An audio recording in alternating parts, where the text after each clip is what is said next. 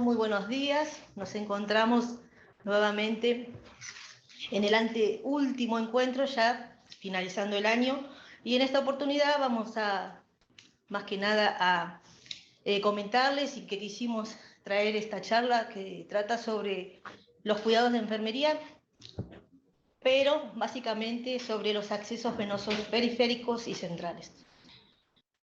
En esta oportunidad vamos a contar con la licenciada Baldassarri María Victoria, enfermera de Quemados, y la licenciada Bejarra Irene, que es enfermera de la UCI 45. Así que bueno, vamos a dar comienzo con lo que es los cuidados de enfermería. Bueno, buenos días. Mi nombre es Victoria Baldassarri, soy enfermera en control de infecciones de la unidad de Quemados de este hospital.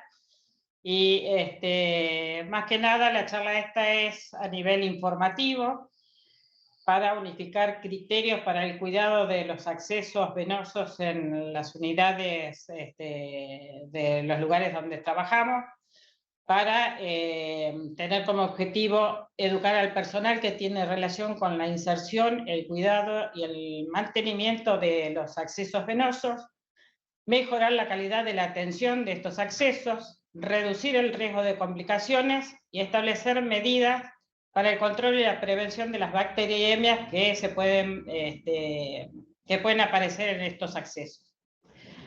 En nuestro hospital usamos diferentes tipos de catéteres. Yo los clasifiqué, los de corta permanencia, que los que más usamos son los Arrow o los accesos venosos periféricos, y los de larga permanencia, que usamos los PIC, las percutáneas y los catéteres implantables y semi-implantables.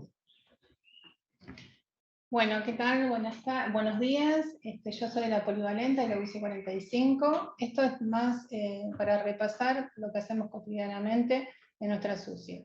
El cuidado de enfermería, sobre todo en los catéteres. Todos los volúmenes de catéteres deberán tener tapones tipo clave que serán colocados de forma estéril durante el procedimiento de colocación. El primer recambio de cobertura se deberá realizar si está curado con gasa y apósito transparente, a las 24 o 48 horas posteriores a la colocación de catéter.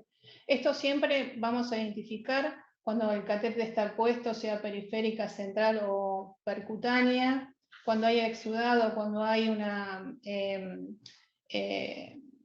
mojado por sangre, se deberá fijar el enfermero que a las 24 horas esté seco, si no el apósito se deberá cambiar, o a las 48 horas.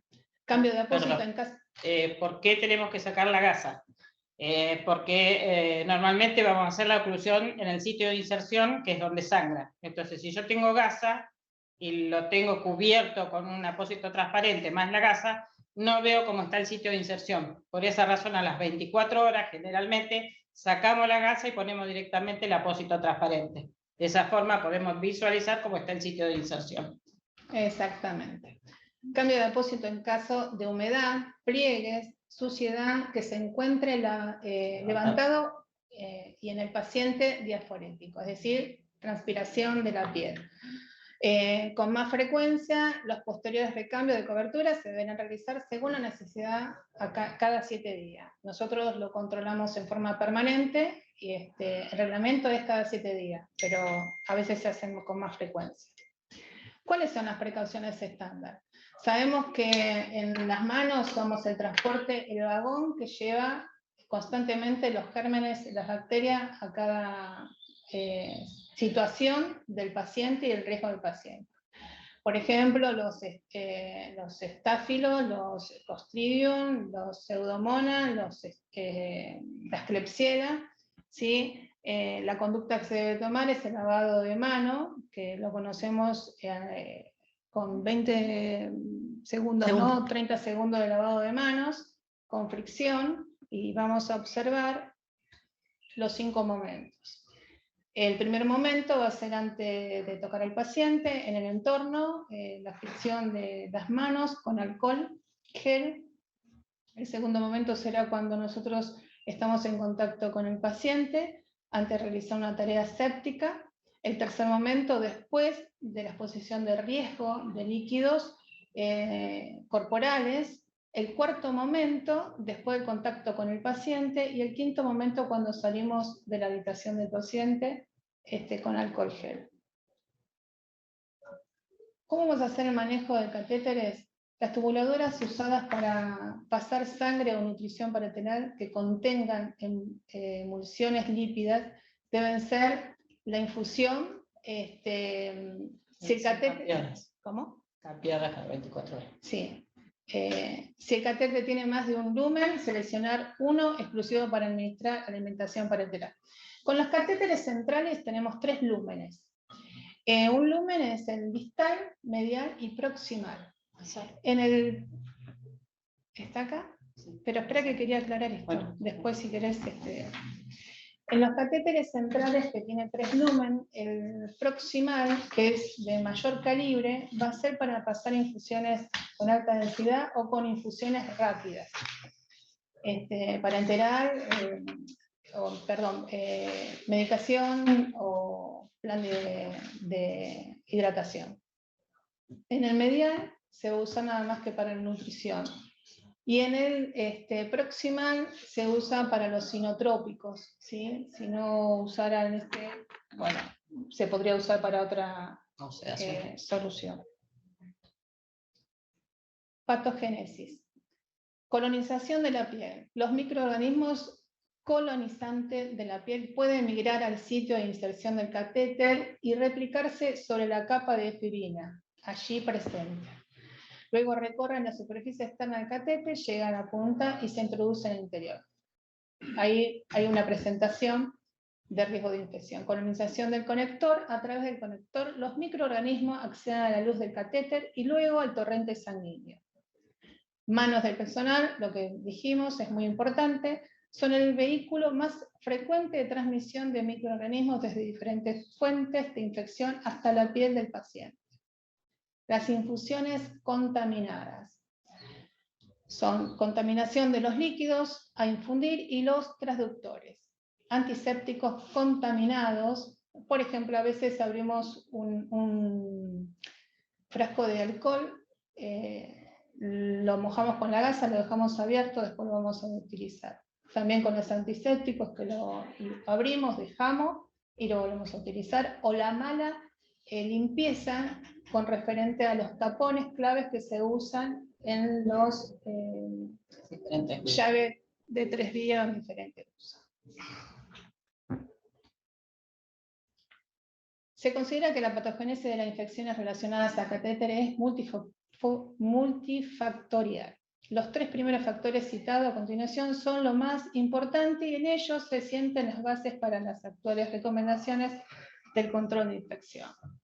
Acá si ustedes ven cómo acceden las manos del personal sanitario, la colonización de la conexión, contaminación de las infusiones, contaminación de la inserción y patogénesis de la contaminación, colonización de catéter. Bueno, infecciones remotas, manos de personal, antisépticos contaminados, infusión contaminada. Muchas veces vemos que en algunos lugares utilizan agujas sobre las tubuladuras o en los sachets. Eso es una contaminación. Colonización de la piel, que ya lo dijimos, y colonización de los conectores. Directamente, a veces por urgencia o emergencia, evitan o omiten la limpieza del tapón, o muchas veces con la llave de 3 vías no ponen el tapón y producen la contaminación del mismo. Perdón, algo que quiero acotar por lo anterior. Acá lo más importante, si ven que están en rojo, es la mano del personal, que esto hay que hacer mucho hincapié en lo que es la higiene de las manos previo a tocar un catéter, y lo otro es la colonización de la piel, que es la importancia de mantener el sitio de curación limpio, seco y en buenas condiciones. Bueno, hablamos de los tapones, la desinfección de los tapones conectores durante 15 segundos. Se deben realizar, no omitir esto porque es muy importante. No lo vemos, pero los microorganismos están presentes y producimos la infección y ayudar a que el germen ingrese al torrente sanguíneo. Claro, ahí se puede ver, si no lo limpiamos, lo que está en azul. Cuando no se limpia el tapón, vemos que está todo en azul en la punta donde vamos a insertar, digamos, la jeringa o lo que vamos a infundir al paciente. Mientras que en la última parte, con 15 segundos o 20, cuando se hace una buena limpieza, el tapón queda totalmente libre de bacterias. Entonces ahí vamos a hacer una infusión segura hacia el torrente sanguíneo del paciente. Y hay algo que hay que rescatar. Cuando hacemos la limpieza del tapón, no es el tapón el giro, ¿sí? Porque a veces hacemos así, sino es en el plano de la entrada del tapón, limpiar esa superficie y después alrededor. Pasamos la gasa y siempre lo que hacemos es alrededor del tapón. Y lo que se tiene que hacer es en la entrada del tapón, en esa gomita, que es de silicona, hacer la limpieza de los 15 segundos y después terminar alrededor del tapón. Ahí se logra realmente la desinfección del tapón. ¿Sigo yo? Sí, sí. Bueno, la limpieza es con alcohol al 70%, las puertas de acceso al sistema endovenoso, que observamos acá. Estas son las llaves de 3 vías. Y acá tenemos el tapón. Esta llave de 3 vías, que viene con el tapón común, se deben retirar y se deben colocar estos tapones, ¿sí? ¿Qué pasa con estos tapones? Impiden el ingreso de bacterias de limpieza, pero también es más seguro para el paciente porque a veces se llega a desconectar con los otros tapones y pueden sufrir un daño al paciente con entrada o perder vida. Estos son los distintos tapones que tenemos. Este es el que somos nosotros.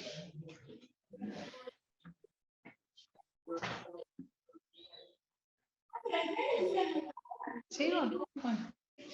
Manejo del catéter venoso central. Lugar de la medicación. La mesada debe estar limpia antes de comenzar a preparar la medicación con alcohol al 70%.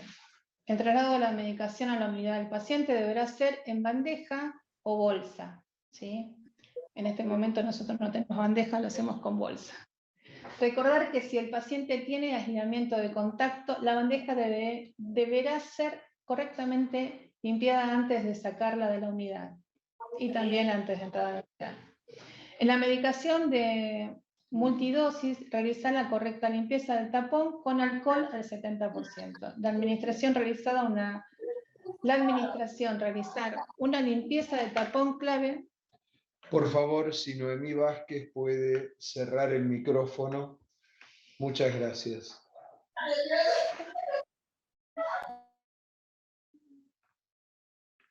Sí, repetí la última parte. Todo esto después lo editamos y lo borramos, no te preocupes. Perfecto, no hay problema.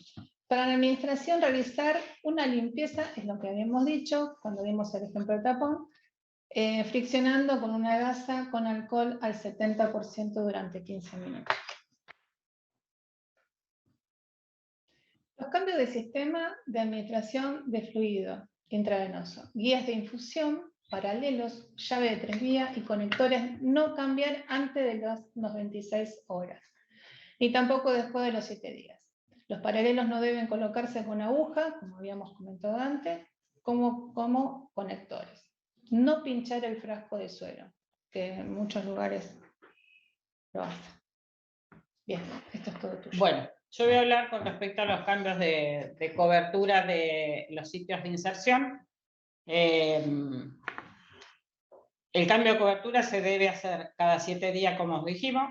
Tratar de usar un apósito transparente para poder visualizar el sitio de inserción y hacerlo cada vez que se encuentren sucias, despegadas o flojas. ¿Sí? Porque esto, ¿qué es lo que hace? Si yo no tengo bien adherido el apósito todo alrededor de la piel, puede que se introduzcan gérmenes en, digamos, la parte que queda despegada. Cambio. Acá vemos que hay una colostomía, una bolsa de colostomía. ¿Es eso? ¿Se puede verificar? Bueno, esto también es una conducta para observar, mantener esto seco y limpio, porque ese líquido que sale de esta colostomía irrita, ingresa al apósito transparente infecta el sitio de contamina, perdón, el sitio de inserción. Acá tenemos otro. Bueno, acá esto más que nada es para que observen, tanto en uno o en la otra foto, la curación, si bien está bien adherida, está con sangre. Entonces eso es indicación de hacer, aunque esté bien la curación, hacer cambio de curación, ¿sí? Porque eso sí es motivo de contaminación del ingreso del catéter, digamos. Esto es una vía periférica, donde vemos que está hecha la curación, con la fecha de curación, y en la punta le colocamos un tapón clave. Generalmente los pacientes que recibimos de quirófano, por experiencia en la unidad de quemado, lo que hacemos es sacar el prolongador con el que viene de quirófano, porque nos ha pasado que había quedado resto de sedación. Empezamos a administrar el plan de hidratación y tuvimos una emergencia con el paciente, entonces cambiamos el catéter a un catéter corto. Si vamos a conectar plan y a su vez hay que administrar algo, va con una llave de 3 vías, si no va directamente el prolongador cortito con un tapón clave para evitar que haga peso. Y se vuelve a hacer una curación el día que ingresa el paciente, ¿no? Yo lo que observo acá, con una vía periférica y un paciente quemado con... No, no es quemado. ¿No es quemado? No. Esta parece edema y una quemadura, ¿no? No, no, es una paciente... Bueno, pero vamos a tomar referente a este catéter periférico. Cuando uno va a colocar una vía periférica, uno tiene que observar qué tipo de vena nos presenta el paciente, cómo está el paciente y qué tipo de catéter vamos a usar. Porque muchas veces tomamos un catéter mayor, un 22, y tenemos un capilar y dañamos esa vena, que es posible que el paciente no tenga muchas, y se nos complica. Entonces, para mantener estas vías periféricas hay que observar bien en la colocación, poner un sostén, una férula, para evitar que esto se pierda esta vena, porque es muy fundamental, es la base principal para poder hacer el plan médico con el paciente cuando ingresa, ¿sí?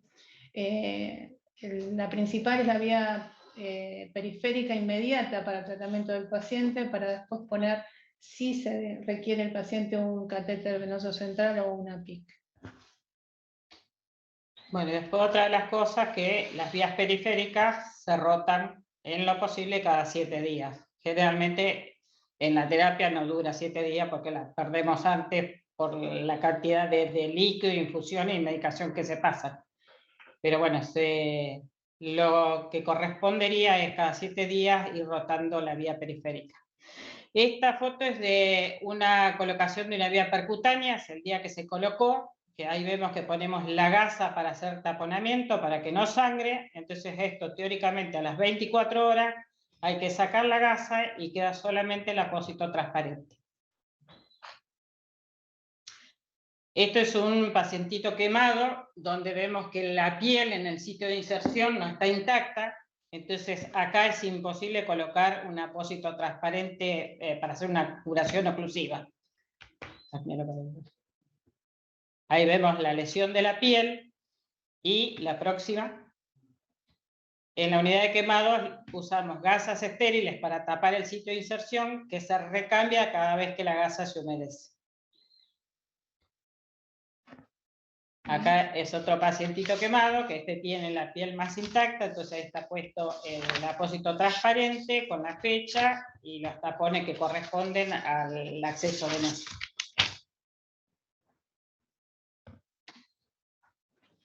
Ahí es otra foto de otro pacientito quemado. Esto es un acceso percutáneo, una curación que está hecha con el fijador que tenemos acá para usar. El sitio de inserción cerca de donde está la mariposa se puede observar y tiene la fecha de curación. Sí, esta paciente fue, este PIC es una PIC puesta en intervencionismo. Vino con no se puede llegar a ver acá, en el punto de inserción, enrojecido. Se hizo el tratamiento, respondió al plan, y la paciente se fue, pero es una PIP puesta en intervencionismo. Acá vemos los tapones clave. Cuando no se usa directamente se pone a la vía central un tapón, el otro también, y el que está en uso es el proximal.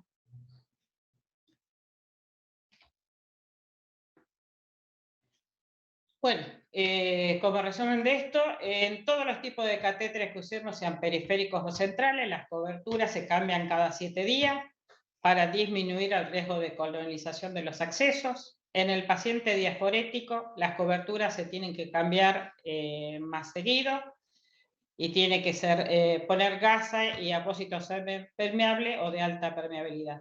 No se debería en realidad colocar tela adhesiva para sostener el catéter, por el riesgo de contaminación y porque no se llega a ver el catéter. Ahí vemos una foto, esa, donde si bien está bien pegado y está limpio el sitio de inserción, el apósito transparente no llega a cubrir toda la mariposa, o sea que no queda cerrado hermético. Entonces, por la parte donde queda despegado, le falta, digamos, un poco de apósito transparente colocar, por ahí hay ingreso de gérmenes. Entonces, eso también es indicación de hacer un cambio de cobertura. Del otro lado es una vía que está, digamos, con sangre, entonces hay que volverla a limpiar y a curar. Bueno, y nosotros en la unidad armamos un kit de curación, ¿sí? Que con esto ingresamos a la habitación para hacer la curación del acceso.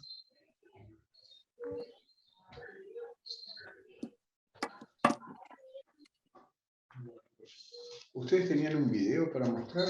Sí. Mientras tanto, yo voy a aprovechar porque no veo preguntas en el chat, pero yo les quería comentar. Uno, en realidad debería medir lo que hace para después saber dónde tiene que proponer cambios y soluciones.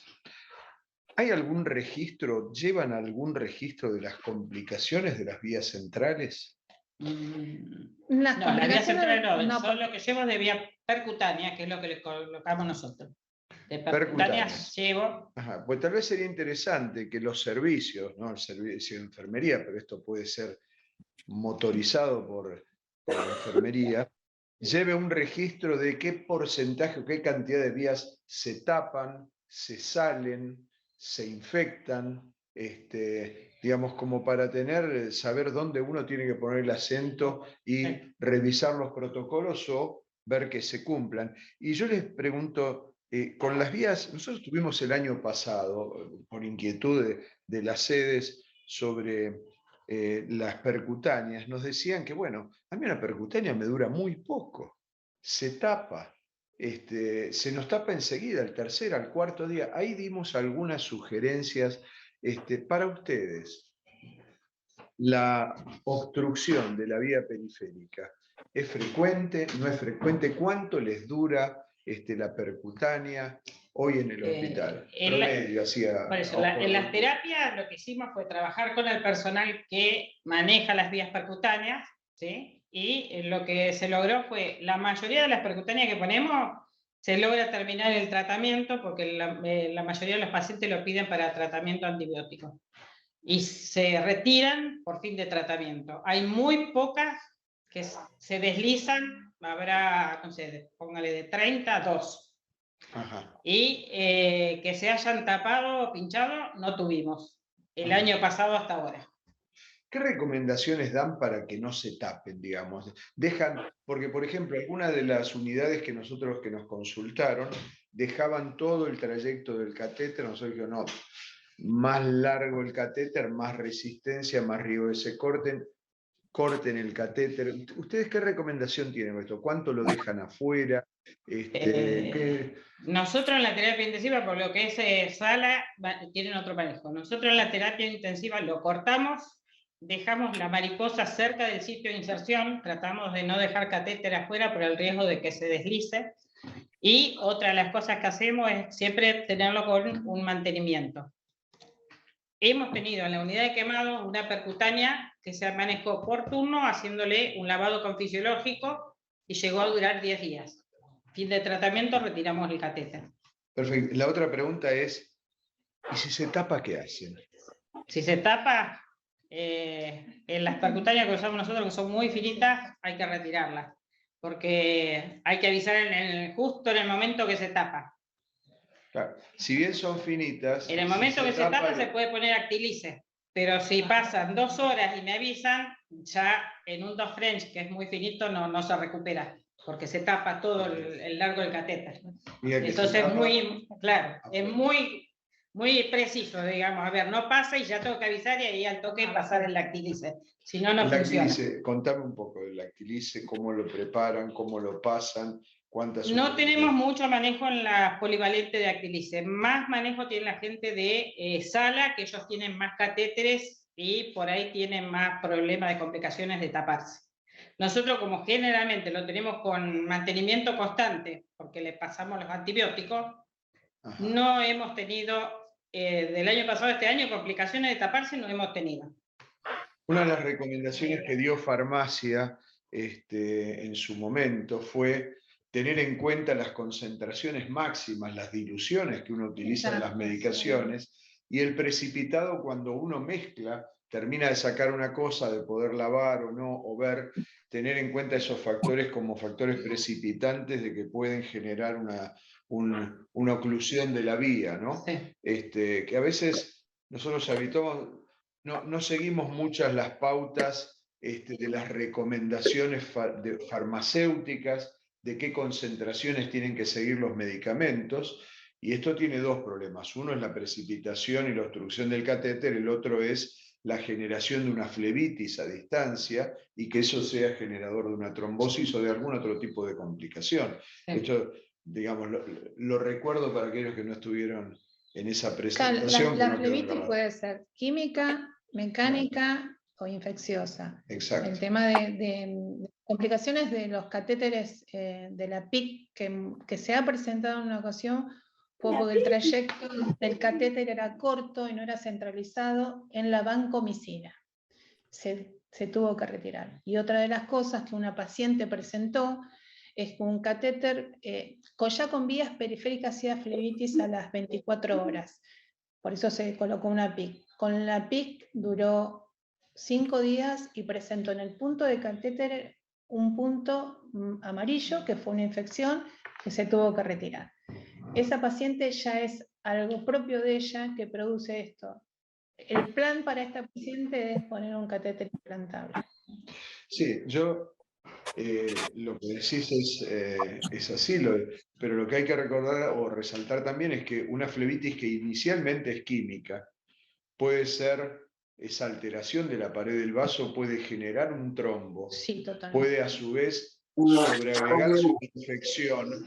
Entonces, bueno, el primer paso es ser cuidadosos con las concentraciones para evitar esta escalada de complicación. Es medicación, observar si no es alérgica a alguna medicación, porque eso también produce una reacción.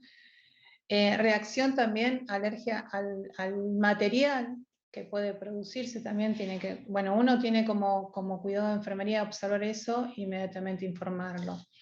Y la medicación. Hematomas, disección, y bueno, hay muchas más. Acá tengo algunos comentarios en el chat del Servicio de Control de Infecciones realiza una vigilancia epidemiológica de los catéteres venosos centrales. Nos preguntan también cómo se rotula, si con marcador indeleble o rótulo las medicaciones y las vías. Nosotros tenemos un sistema para las medicaciones de alto riesgo que vienen ya con stickers, que hemos dado ya una charla a través de Telebus y Farmacia, pero en algún momento podemos reiterar. Y en el resto, ¿cómo lo En realidad no se usa fibrones. Mostramos lo que no se usa.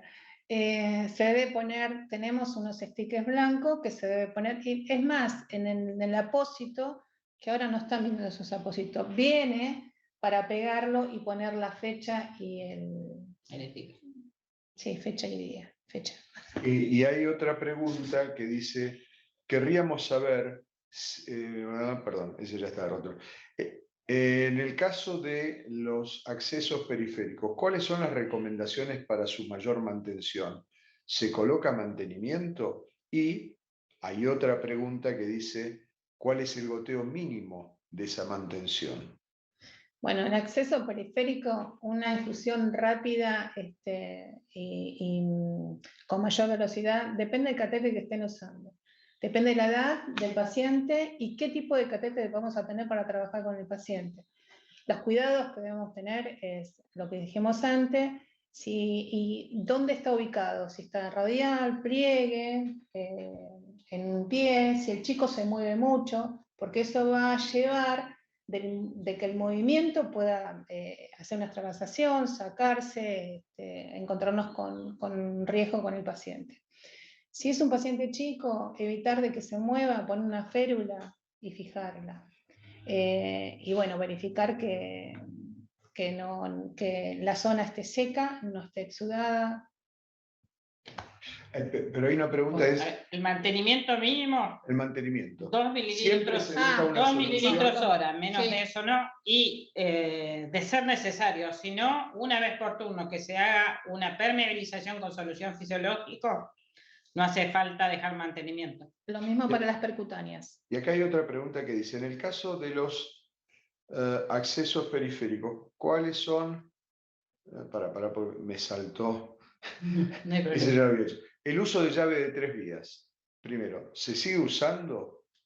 Sí. ¿Se sigue usando aún con tapón autosellante? Sí, porque es la conexión que necesitamos. Necesitamos una llave de 3 vías para seguir la conexión del catéter y otras infusiones. Por ejemplo, medir una PVC por el catéter central, necesitamos la llave de 3 vías. ¿Sí? Para la medición del... ¿Y se pone la llave de 3 vías más el tapón autosellante? No, porque en el catéter próximo...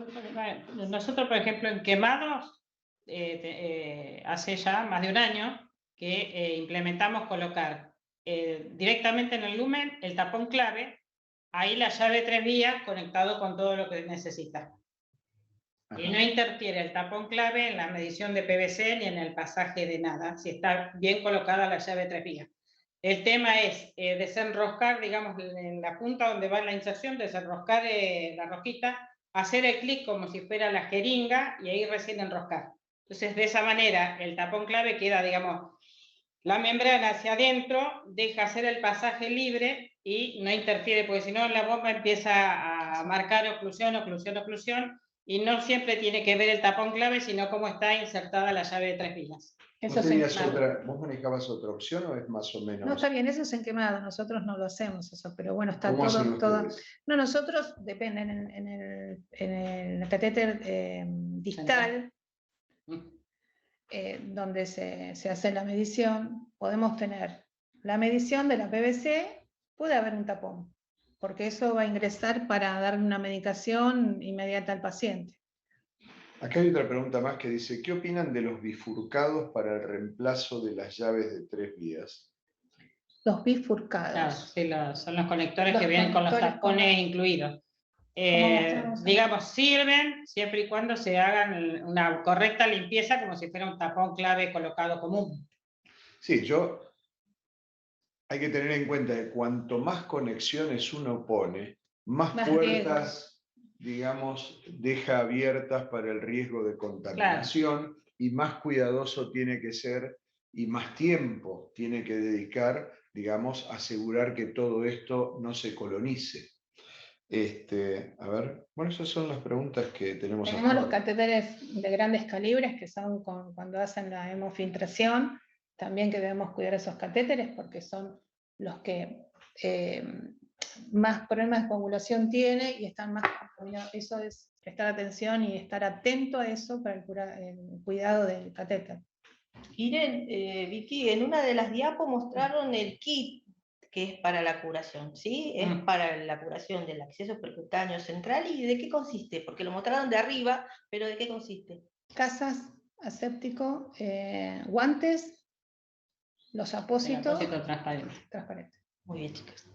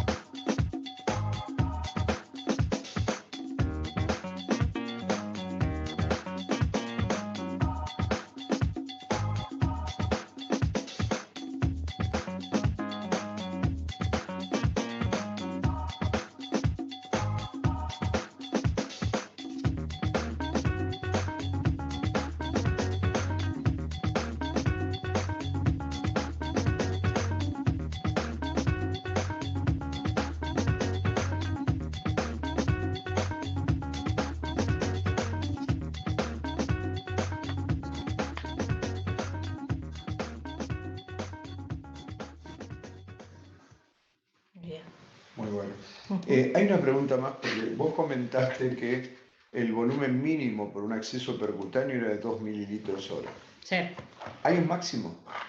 100 mililitros hora es el máximo, que permite usar un 2 French o un 3 French, tanto sea unilumen o doble lumen. Pero ella de vía periférica habían preguntado antes. Este es vía central. Sí, Este es vía central. Y hay otra pregunta, dice, ¿hay algún nuevo protocolo de dilución en sellos heparínicos de catéter implantable? No. Es decir, la dilución de la heparina para los catéteres implantables, ¿cuál sigue siendo el mismo? No, porque Es 50. lo que para permanizar en su momento se decía 300 unidades de heparina.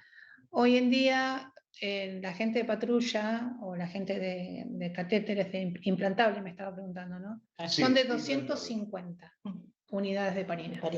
250 para en un volumen que rellena exclusivamente Exactamente. el catéter. Perfecto. Y con respecto a lo que habían preguntado si hay un control de infecciones, sí, tenemos la enfermera infectóloga que hace el seguimiento de los catéteres, de la colocación y retiro de los catéteres, sea por terminar el tratamiento o por infección o por alguna otra razón. Y los PIC lo controla Victoria, que está registrado. Por lo general lo que tuvimos nosotros es terminar el tratamiento, o a veces pasan a la sala y hacemos el seguimiento con las personas de patrulla, nos informa y también nos retiran ahí por el tratamiento, termina el tratamiento. Habla Santiago, de la provincia de Salta, y quería, me quedó, ¿cómo están? Me quedó una duda con respecto a los mililitros horas mínimos que se deben infundir en un catéter. En realidad, a ver, ¿cómo lo estamos manejando nosotros? A 2 mililitros horas, digamos, va a depender los mililitros horas del estado del paciente y del peso del paciente. Porque si yo estoy manejando un paciente pediátrico de 3 kilos, y estoy infundiendo a 2 mililitros hora, en 24 horas voy a pasar como 48 a 50 mililitros, que es como expandirlo, digamos, una vez por día, una cosa así, ¿sí? Obviamente por la contextura del niño, y más allá, digamos, que si ese niño tiene alguna patología con restricción de líquidos, o con control estricto de ingreso y egreso.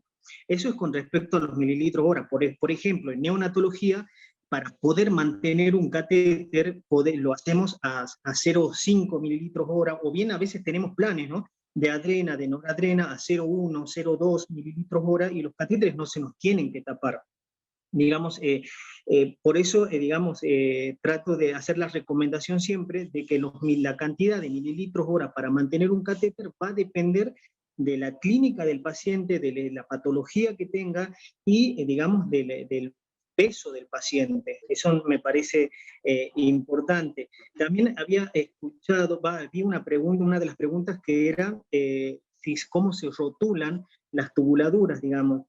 Nosotros no tenemos sticker, ¿sí? La recomendación siempre está del hecho de que cualquier adhesivo que uno vaya a incorporar en las tubuladuras, siempre va a quedar resto de adhesivos, digamos, en las tubuladuras, y eso va a permitir, digamos, hay un mayor riesgo de infecciones.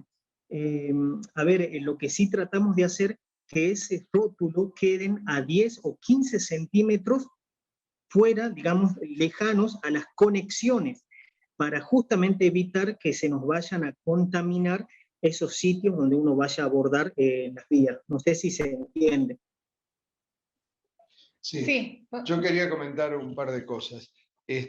Nosotros iniciamos el tema de los stickers después de un estudio bastante prolongado en el Comité de Medicación de Drogas de Alto Riesgo, primero porque en un paciente hay pacientes que tienen 8 bombas y tienen un montón de excesos de medicación, no confundir una vía con otra.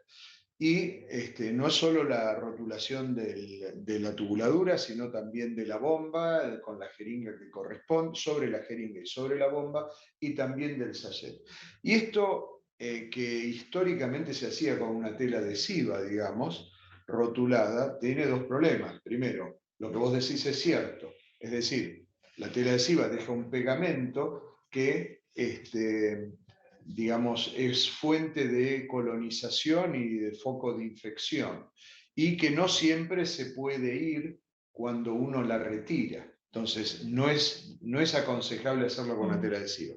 El segundo punto es que uno tiene que poner algo que tenga un color diferencial al primer golpe de vista. Por eso es que nosotros hemos rotulado que son inotrópicos con sedación, con analgesia, con distintos códigos internacionales de colores. Y en la búsqueda de esto, lo que hemos hecho también es buscar un sticker que tenga un pegamento, que por un lado no deje ningún residuo, ¿sí?, en el lugar donde se le colocó. A pesar de que algunos son descartables, porque el sachet o la jeringa que uno pone en la bomba, uno la retira y la saca, pero que tenga un pegamento que no deje residuo, pero que además sea fácil de retirar, no quede pegado, como pasa a veces que uno cuesta despegarlo del lugar, y por otro lado, que no se despegue. Y existe en el mercado, y lo hemos conseguido, quienes producen estos stickers. Esto nosotros lo habíamos promovido bastante y dando la información de quiénes son los que lo producen, porque necesita un código de colores, una calidad de impresión y esto del adhesivo, como para poder llevarlo adelante. Lo otro, en todo paciente uno tiene que ser cuidadoso en los volúmenes que infunde y tiene que entrar en la cuenta todo lo que le pasa. Es decir, sobre todo en aquellos pacientes que tienen compromiso renal o que pueden tener compromiso hemodinámico con riesgo de hipervolemia y todo esto.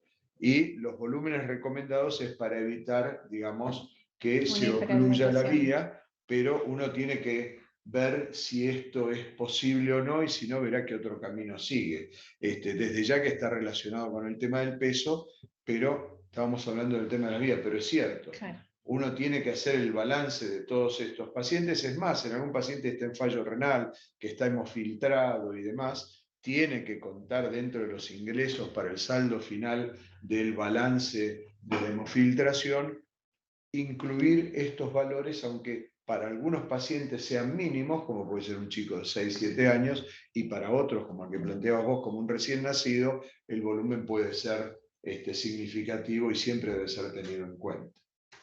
Sí, yo quería agregar eso, porque en realidad la infusión mínima y máxima es lo general. Después se ve en lo particular, depende del paciente que tenemos enfrente, si está restringido de líquido, si es un neonato. Y también con el tema de la rotulación, no usamos adhesivos, cintas, sino un adhesivo que ya está preparado para evitar esto, colonización. Bueno, esa era una de las preguntas del chat. Y dice, perdón, el tiempo de permanencia de las vías venosas periféricas se recomendaba cada 72 horas. Exactamente, cada 72 las vías periféricas. 72. Pero hay bibliografías que no recomiendan el cambio rutinario de estas. ¿Hay algo diferente? ¿El cambio de las vías periféricas? Sí, dice eso. Pero hay bibliografía, esto es María Olmos, nos dice, pero hay bibliografía que no recomienda el cambio rutinario de estas. ¿Hay algo diferente?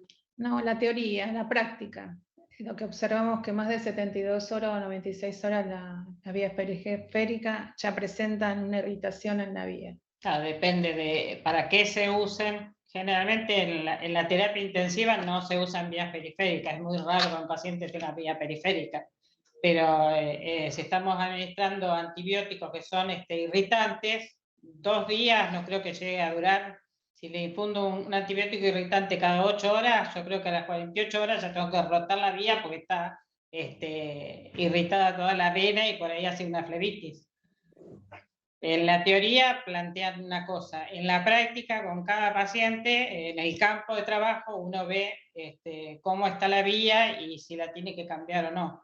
No es recomendable dejarlo más de 7 días, pero bueno, si no tengo otra vía y no tengo otro acceso y lo tengo que dejar más días, lo dejo. Más allá, digamos, de los signos locales de flogosis, dolor, es decir, hay que tener también la idea del dolor, que a veces... No, a veces el paciente dice, me duele, aunque esté permeable. Digamos, está permeable, no hay signos de flogosis locales, no hay aumento de temperatura, no hay enrojecimiento de la piel, pero le duele cuando uno lo pasa, entonces ahí también está alerta. Perfecto. ¿Y qué no podemos pasar por la percutanía? Lípidos. ¿Cuál otras cosas más? Sangre y EPAMIN. Excelente. En realidad el EPAMIN se podría pasar diluido a 2 miligramos por mililitro, o sea, muy diluido, depende de si el paciente puede recibir grandes cantidades de líquido. Y lo otro que hay que tener en cuenta, cuando termina de pasar la infusión, hacer un lavado con fisiológico para que no precipite, por lo que tapa no es el EPAMIN, sino que cuando va goteando el plan de mantenimiento, se precipita y ahí se tapa. Claro, bueno, si es fisiológico va a lavar, pero si tiene destrozado con el EPAMIN, se va a alterar y va a obstruir el catéter. La luz del catéter. Cuando vamos a colocar el catéter, hacemos el purgado del catéter con solución fisiológica. Y de hecho, hemos tenido un catéter de PIC haciendo mantenimiento por turno, o sea, permeabilización con fisiológico, y se mantuvo permeable tranquilamente. Acá hay una, dice, en la sala de internación pediátrica, un paciente con vía periférica, ¿es recomendable dejarlo conectado a una mantención continua o con un lavado y que quede intermitente suficiente? No entendí la pregunta. En la sala de internación pediátrica. No, está internado. Fuera de la terapia. Un paciente que tiene una vía periférica, ¿es recomendable dejarlo conectado a una mantención continua o con un lavado y que quede intermitente es suficiente? Pero dependerá de la conducta del médico. Si no necesita un plan de hidratación, queda intermitente y se utilizará para medicación o analgesia o lo que necesita el paciente. Perfecto. Bueno, si no hay ningún comentario, ninguna pregunta. Hola, sí, yo quería hacer un comentario, contarle un poquito la experiencia del uso de heparina que tenemos en el servicio. Si bien nosotros tenemos como concepto general, digamos que el uso de heparina ha provocado un desorden metabólico en aquellos pacientes, digamos, que uno ha infundido y no se sabía bien las unidades internacionales que le estaban administrando, digamos, más que nada por un mal uso que se le daba, ¿sí? La heparina nosotros sí la utilizamos por el hecho de que a veces hay pacientes que tienen catéter de PIC y tienen que ir a quirófano, o bien tienen que hacerse un estudio, por ejemplo, de tomografía o resonancia magnética que va a llevar un tiempo de media hora, 45 minutos durante el traslado. Para asegurar ese acceso venoso, colocamos la heparina, siempre y cuando teniendo en cuenta de que esa heparina sea nueva. No puede ser una heparina, digamos, que esté ya usada o habilitada. Y también teniendo en cuenta de que la apertura, que cuando voy a hacer la heparinización de ese catéter, debe ser con manipulación estéril, compresa fenestrada, guantes estériles, igual cuando, de los mismos materiales que utilizo cuando voy a colocar un acceso de PIC. Y teniendo en cuenta de que cuando voy a habilitar el resto de heparina que queda en el catéter y el lavado correspondiente para volver a habilitarlo. ¿Vos estás hablando de una percutánea? De un PIC, me Sí. parece. De un PIC. Mira, nosotros tenemos experiencia acá, la percutánea le pasás 10 centímetros de fisiológico, la clampeás y no se tapa. No se tapa. Una vez por turno que se haga, no se tapa. Un PIC que es un poco más grueso, tampoco se debería tapar. Nosotros no utilizamos en las vías heparina. De hecho, hasta en cardiología se ha sacado la heparina para ¿cómo se llama? Las vías arteriales.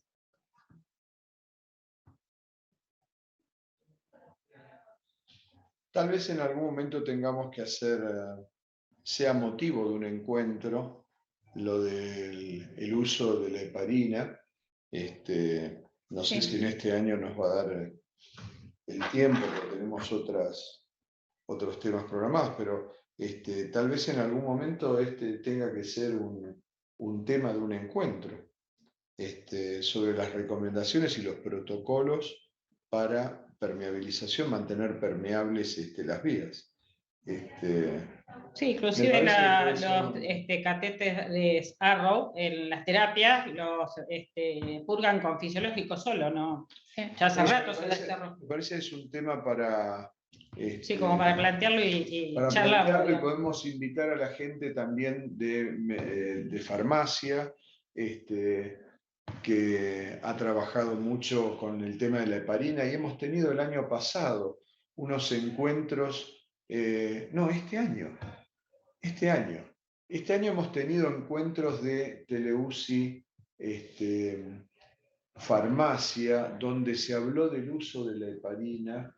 Creo que están grabados y colgados en el canal de YouTube. Eso lo reviso y después se los comento. Pero bueno, lo podemos charlar focalizándolo específicamente en el mantenimiento de catéteres y cuál es la conducta, por lo menos que en este momento está tomando el hospital. Ustedes saben que el cambio es permanente, los protocolos se van modificando, y lo que hacemos hoy es distinto de lo que se hacía 2 años atrás, y seguramente va a cambiar en poco tiempo. Así que bueno, me parece una inquietud interesante para tomar y que sea tema para algún nuevo encuentro. A ver si hay alguna otra. Muchas gracias, quedó todo muy claro, nos dicen. Otro mensaje es muy claro, muchas gracias, quedó muy claro todo, gracias. Bueno, son mensajes de agradecimiento. Bueno, gracias. Bueno, a ver, acá está. Sí, todas las grabaciones, todos los encuentros, tanto de Teleuci UCIP, Teleuci Kinesio, Teleuci Farmacia y Teleuci Enfermería, son subidos al canal de YouTube del Garrahan, ¿no? de Telemedicina Garrahan. Y hay uno que es Protocolo de Infusión de Heparina, nuestra experiencia a prueba, que se dio en Teleuci Farmacia, que está colgado en el canal de YouTube. De todas formas, es más, digamos, del manejo de la heparina y la heparinización de los pacientes que del mantenimiento de catéteres, pero de todas formas, como es un medicamento de alto riesgo, que todos lo veamos y lo repasemos, me parece interesante. Sí. Gracias, Laura. Bueno, muchas gracias a todos. Muchas gracias y nos encontraremos próximamente con una nueva reunión, y esperemos que siga siendo tan participativa como fue en el día de hoy. Gracias. Muchas gracias. Así es, muy bien. Gracias.